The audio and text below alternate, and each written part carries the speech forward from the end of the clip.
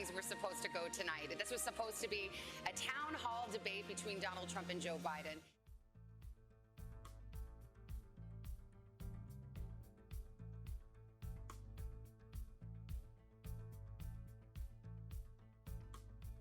You have so much power and influence as president. You could go to you could require it at your rallies, and you could say, everyone put on a mask right now. And the University of Washington says you would save lives. University of Washington, and you have other places say different things. You have a lot of, hey, Dr. Fauci said don't wear a mask, right? At first, but then everybody agreed. Well, I don't know. Then he changed his mind. No, I'm not an office holder. I'm running for office. It's not like I'm still vice president or I was a United States senator pushing this.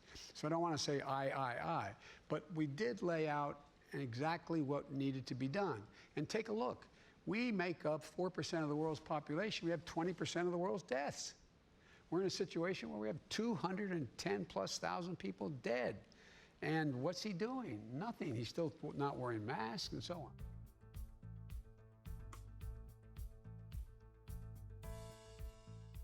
You've mentioned that you would like to see Amy Coney Barrett confirmed to the Supreme Court in case any challenges come up in connection with the election. Yeah. Do you expect her to rule for you? I think she'll have to make that decision. I don't think she has any conflict at all. But for you, you think she would rule for you? I have no idea. I mean, of course she'll rule one way or the other, but... Believe it or not, I never asked her about it. I never talked about it. If they vote out before the election, you are open to expanding the court?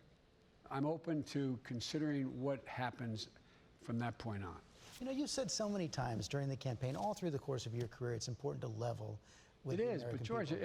if I say, no matter what answer I gave you, if I say it, that's the headline tomorrow. It won't be about what's going on now, the improper way they're proceeding. But don't voters have a right to know where you stand? They do have a right to know where I stand, and they'll have a right to know where I stand before they vote. So you'll come out with a clear position before Election Day? Yes, depending on how they handle this.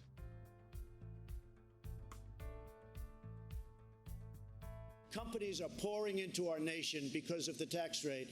And if Biden comes in and raises taxes on everybody, including middle income taxes, which he wants to do, you will blow this thing and you'll end up with a depression, the likes of which you've never had. When I said the Trump tax cuts, about $1.3 trillion of the $2 trillion in his tax cuts went to the top 1/10 of 1%. That's what I'm talking about eliminating, not all the tax cuts. You're going to raise the corporate tax. You're going to raise taxes on the wealthy. Is it wise to do even that when the economy is as weak as it is right now? Another 900,000. When you allow people to get back in the game and have a job, everything moves.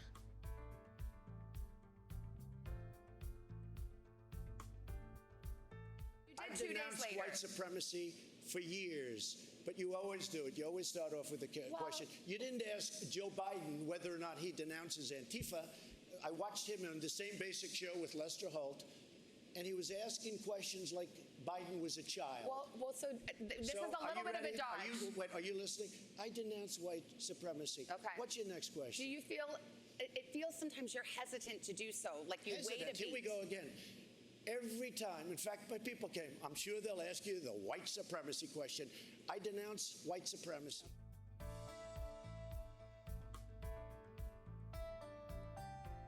Could say that I'm a lousy candidate and I didn't do a good job. But I think, I hope that it doesn't say that we are as racially, ethnically, and religiously at odds with one another as it appears the president wants us to be.